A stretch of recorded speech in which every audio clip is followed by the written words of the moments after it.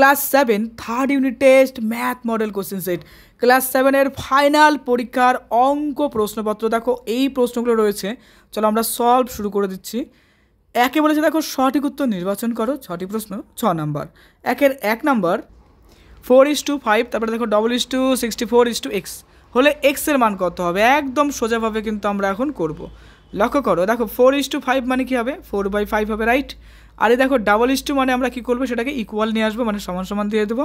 আর এখানে 64/x, তাহলে 64/x হয়ে যাবে ইস টুর জন্য, কারণ a:b মানে কী হয় আমরা জানি a/b হয়, তো তার জন্য আমরা a/b লিখবো, বাস হয়ে গেল। এখানে দেখো বা দিয়ে লিখবো আমরা এই যে এক্সটা আছে না, এক্সটাকে আমরা একেবারে এদিকে নিয়ে আসবো, তাহলে এক্সটা আমরা এখানে নিয়ে আসলাম। আর এই যে 4/5 এটাকে আমরা কি করব, জাস্ট এই সাইডে অর্থাৎ এই দিকে যদি নিয়ে যাই তাহলে এটা কিন্তু উল্টে যাবে, অর্থাৎ 5 চলে যাবে উপরে, দিয়ে দাও 5 উপরে, আর 4 চলে যাবে নিচে, নিয়ে দাও 4 নিচে। এইবার এই যে 4 আর 64 যদি কাটি তাহলে কত হচ্ছে, 4 ষোলং 64, অর্থাৎ 16 × 4 = 64। আচ্ছা ঠিক আছে, এবার 16 × 5 এটা যদি করি আমরা গুণ, তাহলে 4 5 20, আর এদিকে হচ্ছে 5 একে 5 না 5 6 30, এখানে 3 থাকবে হাতে, আর এদিকে 5 একে 5 8, অর্থাৎ 80। তাহলে উত্তর কিন্তু আমাদের দেখো অপশন নাম্বার বি 80 হবে রাইট অ্যান্সার। তো দেখে নাও 80 হবে উত্তর, তো আমরা এটাই করলাম। নেক্সটে 2 নম্বর, একটি বর্গক্ষেত্রের ক্ষেত্রফল 3 সেমি বর্গ হলে, আচ্ছা 3 বর্গ সেমি হবে, যাই হোক, তো হলে পরে তার একটি বাহুর দৈর্ঘ্য কত হবে। তাহলে এক্ষেত্রে লক্ষ্য করে দেখো ক্ষেত্রফল মানে কি, বর্গক্ষেত্রের ক্ষেত্রফল মানে হচ্ছে আমরা বলতে পারি যে বাহু, তাই না, গুণ বাহু, অর্থাৎ সাইড মাল্টিপল সাইড। তো বাহু স্কোয়ার এটাই কষ্ট আমাদের দেওয়া আছে 3, অর্থাৎ বাহু স্কোয়ার মানে কত আছে, দেখো বাহু দুটো, তার জন্য বাহু স্কোয়ার লিখলাম। বাহু স্কোয়ার সমান সমান আছে 3, তাহলে বাহু সমান সমান কী হবে, এই স্কোয়ারটাকে এবার আমরা যদি তুলে দিই তাহলে এটা এদিকে আসলে √ওভার হয়ে যাবে, অর্থাৎ √3 সেমি, অর্থাৎ অপশন নাম্বার আমাদের ডি কিন্তু এক্ষেত্রে রাইট হচ্ছে, অর্থাৎ √3 সেমি কিন্তু আমাদের রাইট অ্যান্সার। তাহলে উত্তর কী হবে, √3 সেমি, বাস এটাই কিন্তু আমাদের গল্প। এরপরে এই অঙ্কটা রয়েছে দেখো 2x + 3y² - 2x - 3y এর স্কোয়ার ইকুয়ালস টু, এর কী বলছে, সরলতম মান নির্ণয় করতে হবে। তো কিছুই না, এটার ফর্মুলা ভাঙো, তাহলে এই ফর্মুলা ভাঙলে কী ভাঙবো, দেখো a + b² একটা সূত্র জানতাম না, বাস ওই সূত্রতে ভাঙবো আমরা, আর কিচ্ছু না। তাহলে এটার সূত্র যদি ভাঙি তাহলে কী হয়, a² হয় + 2ab হয় প্লাস হয় কি হয় হচ্ছে b², বাস এই ফর্মুলা ভাঙবো এখানে। তাহলে এটা ভাঙলে কী হবে, দেখো 2x এর হোল স্কোয়ার হবে, তারপরে কী হবে দেখো এদিকে আসবে 2.2x.3y, তারপরে আমাদেরকে এদিকে কী থাকছে দেখো 3y এর হোল স্কোয়ার হয়ে গেল, বাস হয়ে গেল কমপ্লিট।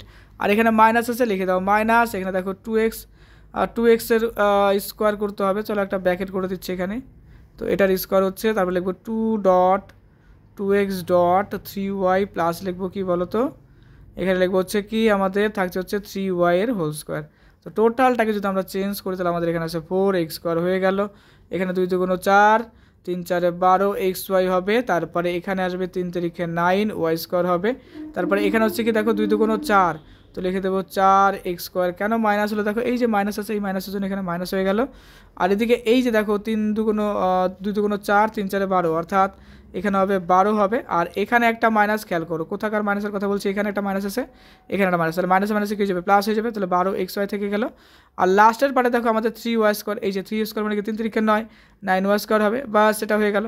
আচ্ছা এটার চিহ্নটা কী হবে লক্ষ্য করো, এখানে আছে হচ্ছে প্লাস আর এখানে আছে কি মাইনাস, তাহলে এখানে প্লাস মাইনাসে কী যাবে মাইনাস, তাহলে যাবে 9y²।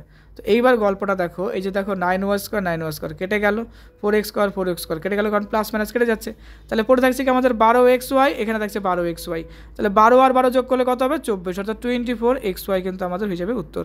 Option number A is the correct answer হয়ে গেল। ওকে, চলে আসছি নেক্সট প্রশ্নতে। তো নেক্সট প্রশ্ন চলে আসছে দেখো, এখানে একটি গাড়ির 4টি চাকা থাকলে ওয়াইটি গাড়ির মোট চাকার পরিমাণ মানে সংখ্যাটা কত হবে।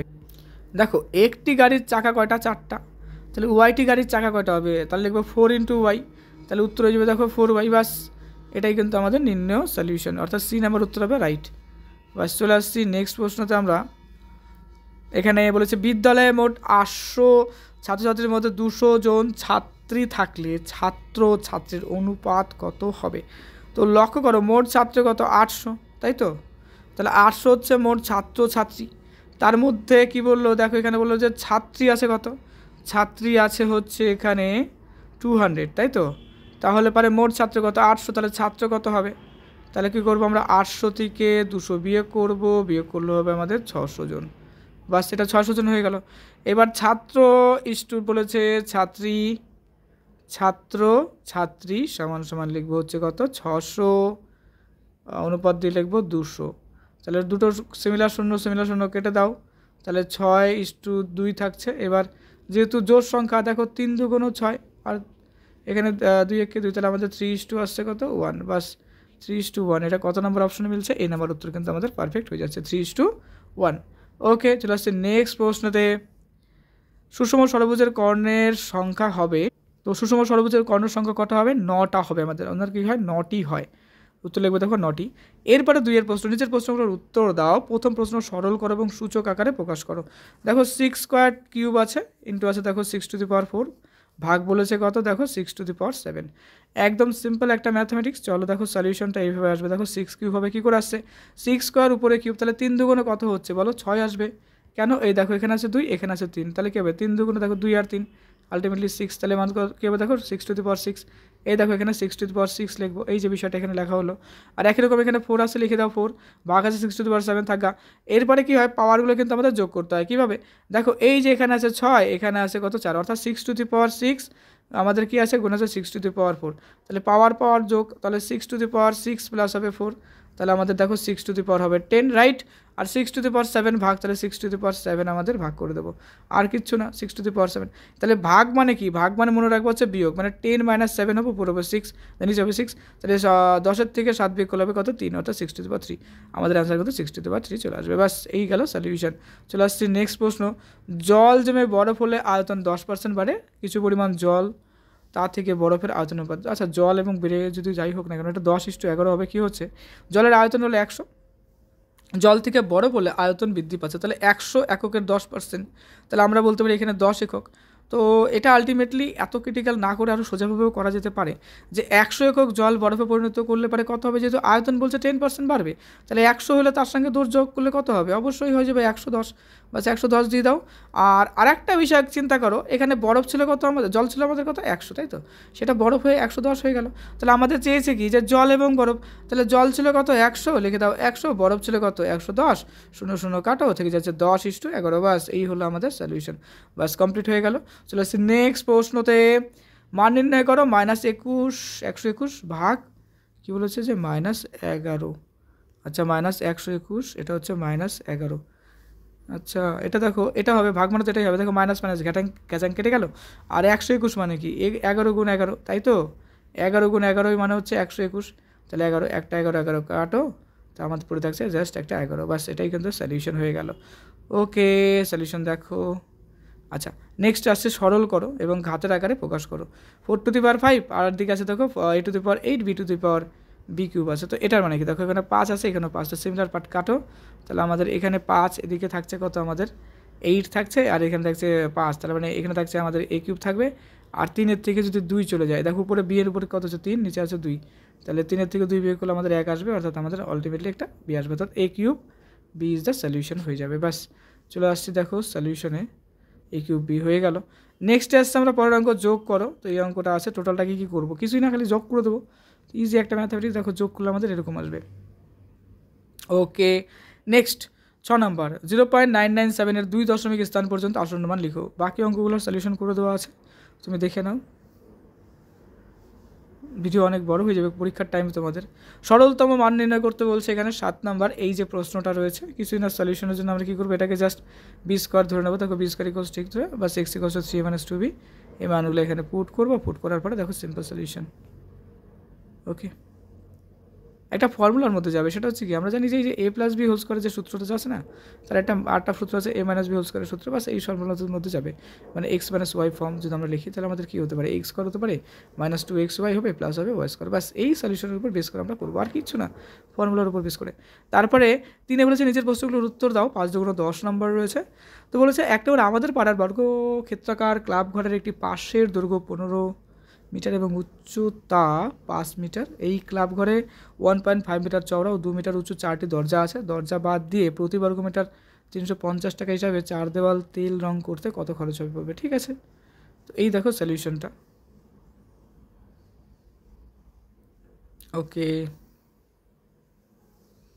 কমপ্লিট। চলে আসছে নেক্সট প্রশ্নতে। একটি ট্রেনের একজন যাত্রী দেখলেন ট্রেনটির একটি প্ল্যাটফর্ম অতিক্রম করতে 15 সেকেন্ড সময় লাগলো।